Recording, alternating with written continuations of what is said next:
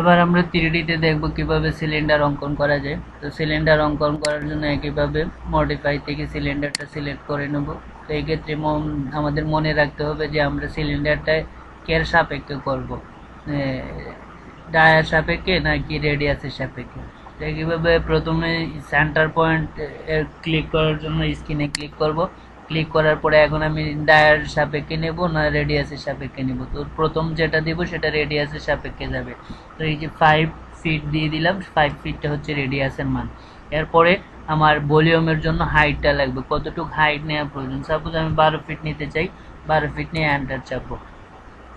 তো একইভাবে যদি আমি সিলিন্ডারটা আবার নেই, সিলিন্ডার নেওয়ার পরে সিলিন্ডার সিলেক্ট করলাম, সিলেক্ট করে স্ক্রিনে ক্লিক করলাম। ক্লিক করার পরে এটা আমি এখন ডায়ার সাপেক্ষে নিব। ডায়ার সাপেক্ষে নিতে গেলে আমি আমাকে ডি লেখে এন্টার চাপতে হবে।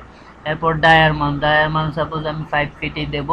5 ফিট ডায়া বলতে ব্যাস বোঝানো হচ্ছে, আর রেডিয়াস বলতে ব্যাসার্ধ। তো এইভাবে এন্টার চাপবো। এন্টার চাপার পরে এখন হাইট কতটুকু দরকার, সাপোজ এটার হাইট আমি 16 ফিট নিতে চাই, 16 ফিট দিয়ে এন্টার চাপবো। তো একইভাবে আমি একটা 10 ফিট রেডিয়াসের সাপেক্ষে করলাম, একটা ডায়ার সাপেক্ষে করলাম।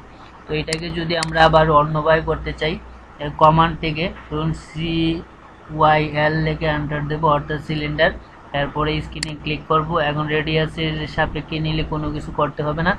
যদি আমাদের এটা প্রয়োজন পড়ে যে আমরা ডায়ামিটারের সাপেক্ষে নেব, তখন আমি করতে পারবো। সাপোজ ডায়ার সাপেক্ষে নেব, এখন ডি লেখে এন্টার দেবো। আর রেডিয়াসের সাপেক্ষে নিলে সরাসরি মান দিলেই হবে। সাপোজ এটা ডায়াটা হবে 12 ইঞ্চি, তো 12 লিখে এন্টার চাপবো। চাপার পরে এটা হাইট হবে সাপোজ 20 ফিট, তো আমি 20 ফিট লিখে এন্টার চাপবো।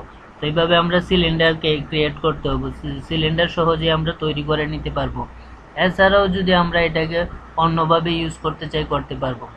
ধন্যবাদ সবাইকে, আশা করি